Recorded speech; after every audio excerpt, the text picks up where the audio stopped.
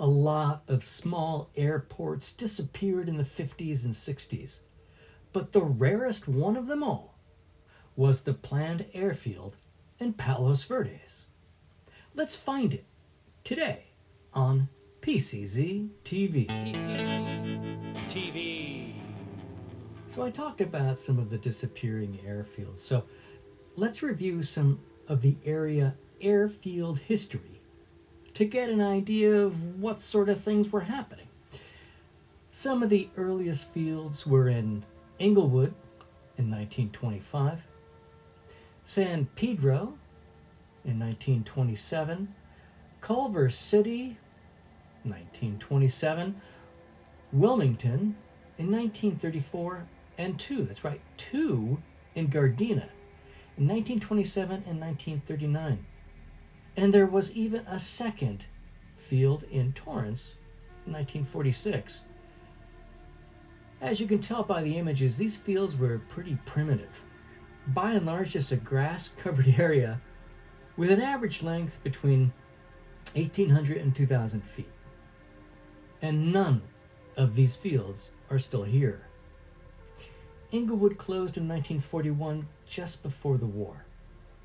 San Pedro closed in 1950, and for a while we used it for auto racing. For some videos on the motorsports connections of the South Bay, see these videos. Culver City was closed in 1950 and is now a freeway interchange. Wilmington closed in 1949 and is now a golf course and community college. Gardena's Fields closed in 1945 and Gardena Valley in 1952. And the North Torrance Field closed in 1950. Those are a lot of dead airfields. Now, one of them that is certainly not dead is the most famous of these old airfields, of course, Zamperini Field, which still exists to this day. In 1939, the U.S. Bureau of Public Roads was part of a transportation experiment to encourage air transport industry. So they purchased the old Weston Ranch. In 1942, the U.S. Corps of Engineers took over the airstrip, this is during World War II, adding a barracks and other military buildings, and renamed it the Lomita Flight Strip. Now, it would be a really important training facility for P-38 and P-51 fighter pilots. In 1946, the field was given to the city of Torrance and renamed Zamperini Field. And for a video on the aircraft manufacturers at Zamperini, and yes, there were some, see this video. So wait, I mentioned an airfield in Palos Verdes, and so far I've only covered Palos Verdes adjacent locations. And if you're looking at the current map and can't find anything, well, there's a reason for that. To find out about the airfields of Palos Verdes, we have to jump into the Waybback Machine and go way back to the early days of development of the peninsula.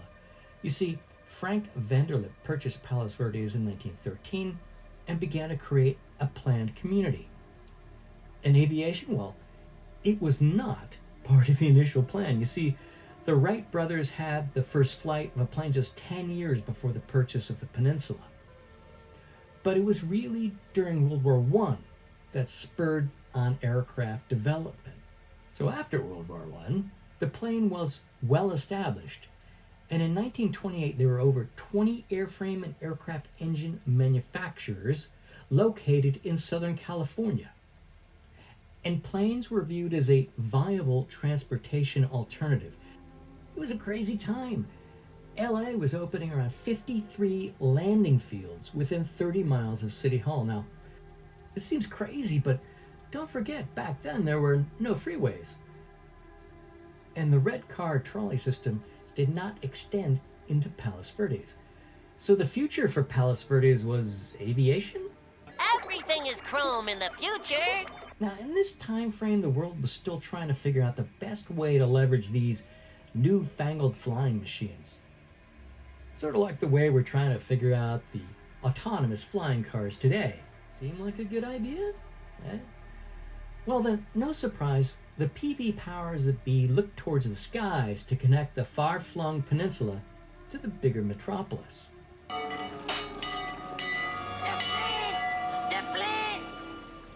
And adding to the flying frenzy of the era, the national air races were coming to Los Angeles in 1928. Now, these events were a big deal. How big a deal was it?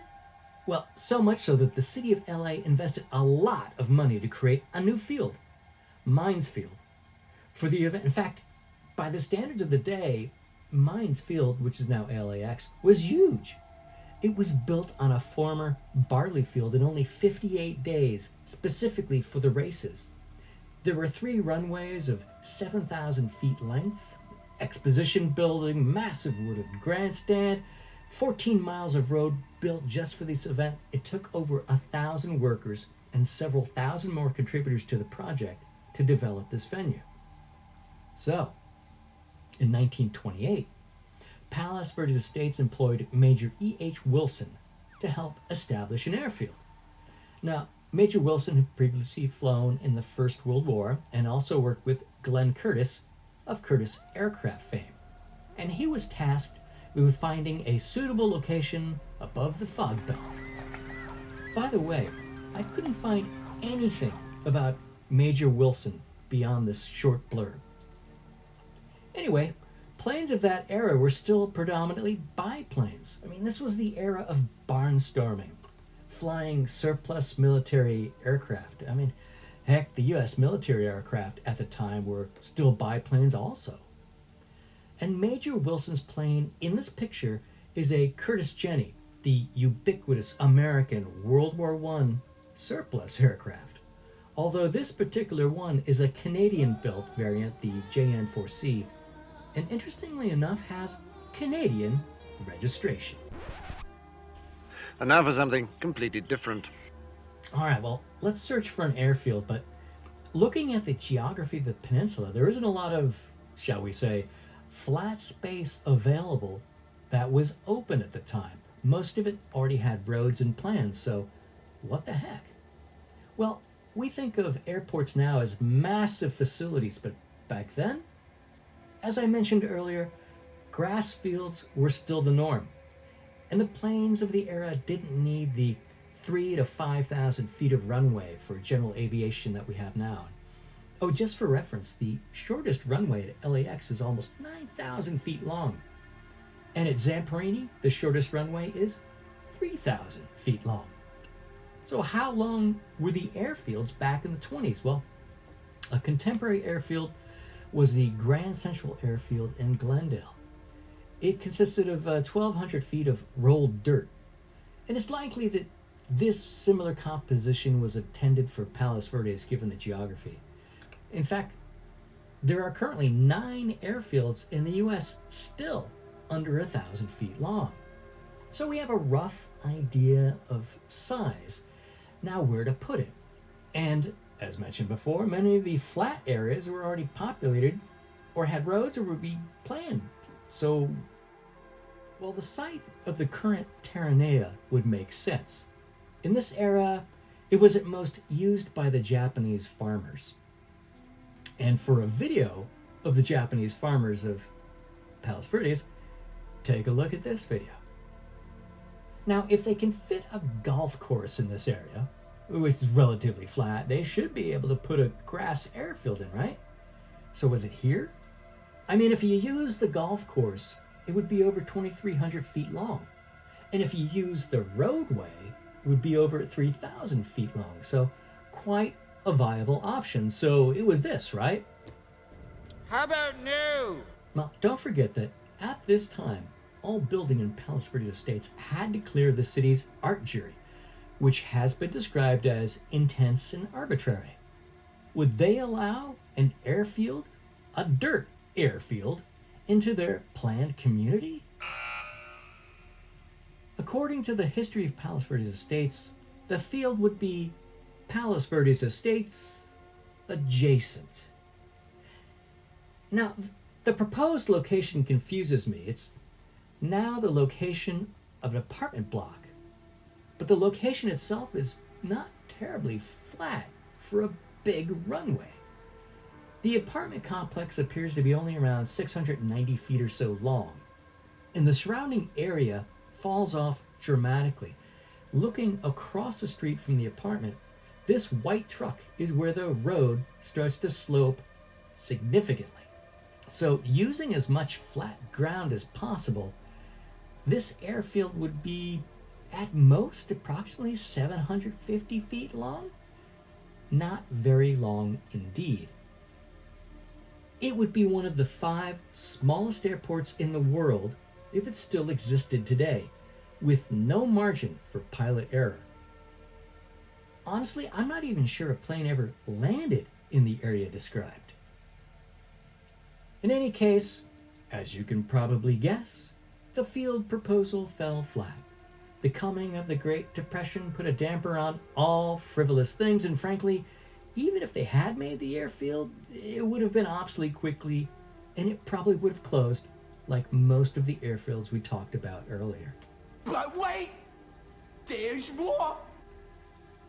Now, the closest thing the peninsula got to an airfield is the helicopter landing pad at the Rancho Palos Verdes City Hall.